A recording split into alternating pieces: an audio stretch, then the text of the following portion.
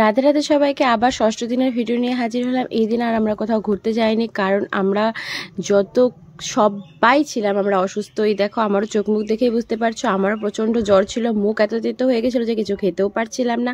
তো সারাক্ষণ শুধু এই জল কিনছিলাম আর জলই খাচ্ছিলাম, কারণ মুখে কোনো কিচ্ছু ভালো লাগছে না। সকাল থেকে প্রসাদও খেতে যায়নি, আর কেউ আজকে কোথাও বেরও হয়নি ঘুরতে যাওয়ার জন্য, কারণ সবারই শরীরটা এতটাই খারাপ ছিল। তাই সবাই ঘরে বসে শুয়ে বসে রেস্ট করছিলাম। এই দিনটা আমরা সবাই ঘরেই বসে কাটিয়েছিলাম সকালের দিকটা।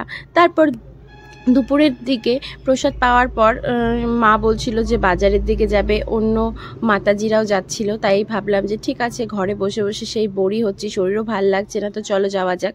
তো যাওয়ার সময় আমরা যমুনা নদীতে নৌকোবিহার করেছিলাম। এইদিকে মা যমুনা নদীতে ফুল ভাসিয়ে দিল। তারপর যেহেতু আমরা আসার পর থেকে ভাবছিলাম যে আমরা একদিন নৌকোবিহার করব, কিন্তু আমাদের আর করা হয়ে উঠছিল। তো ফাইনালি এই দিন আমরা নৌকো বিহার করেছিলাম। সবাই মানে নৌকায় চড়েছিলাম, বেশ কিছুক্ষণ আমরা যমুনা নদীতেই নৌকা বিহার করলাম। তারপরে এখান থেকে বেরিয়ে আমরা সোজা চলে গেছিলাম মার্কেটের উদ্দেশ্যে। যেই প্রভুজি মাতাজি ওদের সাথে এসেছিলাম, ওরা সব টুকিটাকি অনেক কিছু জিনিসপত্র কেনাকাটা করছিল। এদিকে মাতাজি, এদিকে মা, আমরাও সবাই বাজারে টুকটাক জিনিসপত্র কেনাকাটা করে। কিন্তু শরীর এত খারাপ লাগছিল যে মাকে বলছিলাম তাড়াতাড়ি ঘরে চলো, আর ভালোও লাগছিল না। তারপর যাই হোক, আমরা মার্কেট শেষে ঘরে ফিরে এসেছিলাম। কেমন লাগলো ভিডিওটা অবশ্যই জানাবেন, ভালো লাগে লাইক